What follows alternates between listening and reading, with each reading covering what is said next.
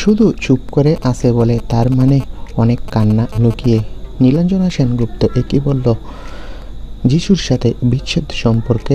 সব ঘটনা জানতে ভিডিওটি শেষ পর্যন্ত দেখুন। যিশু নীলাঞ্জনার বিচ্ছেদের খবর একসময় রীতিমতো ঝড় তুলেছিল সোশ্যাল মিডিয়ায়। কেউ বলেছিল অন্য সম্পর্কে জড়িয়ে পড়া, কেউ বলেছিল দূরত্ব, তবে আসল কারণ কখনো জানায়নি কেউই। অবশেষে নীলাঞ্জনা শর্মাই দিলেন সেই ইঙ্গিতের জবাব। ইনস্টাগ্রামে তিনি লিখেন, পৃথিবী আপনার ব্যথাকে প্রশ্রয় দেবে না, তাই ভালো আছি বলে মুখে হাসি রাখতে হয়, কিন্তু মনে রাখতে হবে সবচেয়ে নীরব মানুষটাই অনেক কষ্ট বয়ে বেড়ায়। তিনি আরও বলেন, কেউ নিজের পুরো গল্প পোস্ট করে না। সাফল্যের পেছনে যন্ত্রণাও থাকে, হাসির পেছনেও কান্না থাকে।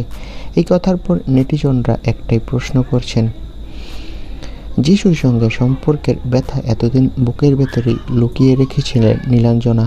যে উত্তর তিনি সরাসরি না দিলেও বুঝিয়ে দিলেন, চুপ থাকাটাও এক ধরনের যুদ্ধ, আর সেই যুদ্ধ জিতে আজ নীলাঞ্জনা এগিয়ে যাচ্ছেন নিজের মতো করে।